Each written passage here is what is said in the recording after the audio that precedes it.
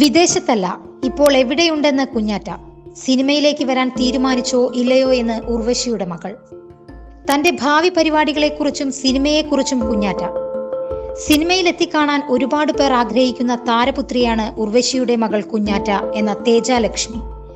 നാട്ടിലും വിദേശത്തുമായി ജീവിച്ച കുഞ്ഞാറ്റ അടുത്തിടെയായി അമ്മ ഉർവശിക്കൊപ്പം പൊതുപരിപാടികളിൽ പങ്കെടുക്കുന്നുണ്ട്. അതിനിടെ ഒരഭിമുഖത്തിലും കുഞ്ഞാറ്റയും ഉർവശിയും ഒന്നിച്ചെത്തി.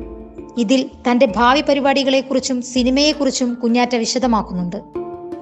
കേവലം 10 വയസ്സ് പ്രായമായിരുന്നപ്പോൾ മുതൽ സിനിമയിൽ സജീവമായി നിന്ന താരമാണ് കുഞ്ഞാറ്റയുടെ അമ്മ ഉർവശി. അന്ന് തൊട്ട് ഇന്ന് വരെ ഉർവശി അവതരിപ്പിച്ച വേഷങ്ങൾക്ക് അത്ര കണ്ട് വ്യാപ്തിയുണ്ട്.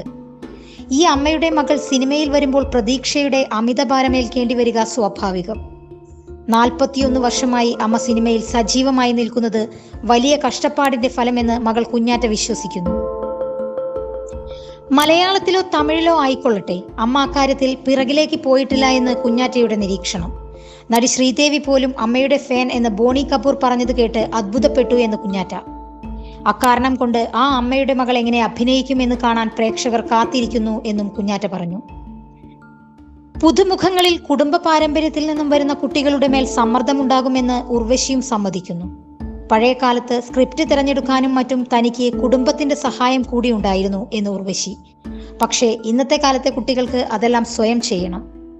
തന്റെ മകൾ പഠിച്ച് മൾട്ടിനാഷണൽ കമ്പനിയിൽ ജോലിക്ക് കയറിയ ശേഷം മാത്രമേ സിനിമയെക്കുറിച്ച് ചിന്തിച്ചുള്ളൂ എന്ന് ഉർവശി.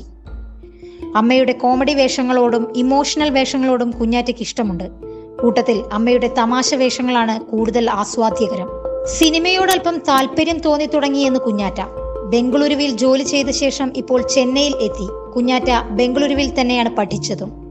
കുറച്ചു നാളുകൾക്ക് മുൻപ് അന്താരാഷ്ട്ര വനിതാ ചലച്ചിത്രമേളയിൽ കുഞ്ഞാറ്റ അമ്മ ഉർവശിക്കൊപ്പം എത്തിച്ചേർന്നിരുന്നു.